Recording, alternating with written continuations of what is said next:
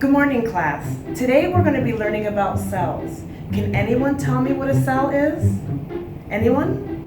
Yo no entiendo nada lo que dice la maestra. Have you experienced the confused look of students like in the video? This is completely normal and natural, and don't beat yourself over it. It happened to me so many times in the beginning experience of my ESL teaching career. In this video, I'm going to outline 3 different strategies and resources that you can start using in your classroom tomorrow that will help your students understand the topic that you are teaching them. Also, make sure to stick around towards the end because I'm going to be sharing with you some free resources that you can download and start using tomorrow to help your students understand the type of vocabulary that you are using in the classroom.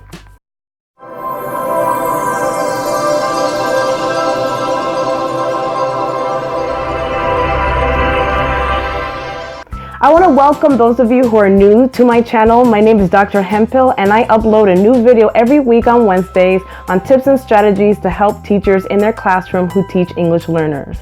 Make sure you go ahead and press that subscribe button and hit the notification bell so that you can be notified every week when I upload a new video. The first tip when teaching students new vocabulary is to make sure that you provide ample background information on that term. For example, make sure that if you're talking about a cell, that you have pictures of it and that you may tell a story about it or a short clip or even just PowerPoint slides. But just make sure that they're engaging and it's very clear what you are talking about. And emphasize, make them repeat after you that vocabulary word and write it on the board. Reason why it's so important is so that they can connect the sound of the word and what it actually looks like, because in actuality, when they're hearing you speak, they're just putting a bunch of string of words together and they can't really separate or make out what that word is.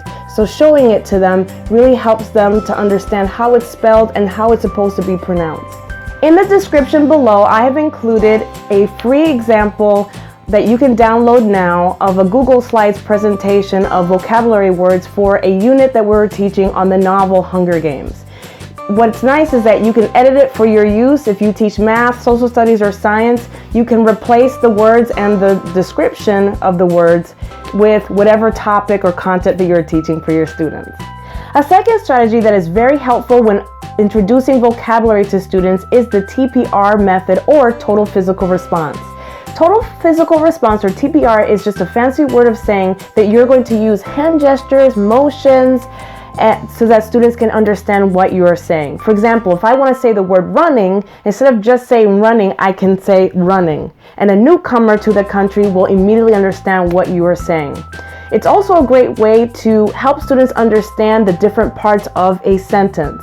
For example, if I say in Spanish, yo toco la guitarra, that sounds really fast to you and it sounds like all the words are coming into each other. But if I say, yo toco la guitarra, already now you're making the distinction that, oh, she just said a sentence that has 4 words in them.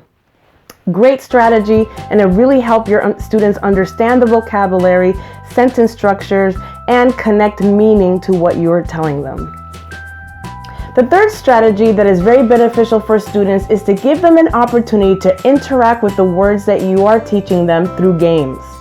I use games a lot because it really helps to ease the anxiety or the affective filter that students oftentimes will feel when they're being introduced to academic vocabulary, and it just allows students to really hone in on the importance of those words in a fun and engaging way, and it's also through repetition, and they're associating actions with those words that locks them into long-term memory. I'm going to be referencing 4 different ESL YouTubers that I've come to know that I think that they produce excellent vocabulary games that you can start using that has very little preparation.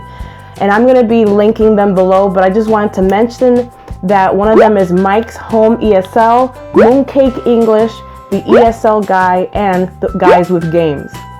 I highly recommend that you check out their videos. They're amazing and you will really love how they introduce games to English learners. I'm also going to be linking in the description below some PDF files of different games that I have used that have been successful in the past so that you can start using them right away. Those are my top 3 ESL vocabulary tips that I have for you today. I hope you found them beneficial. How do you use vocabulary in your classroom? And what other games or strategies that I didn't mention that you use? Please comment below. I would love to hear about them.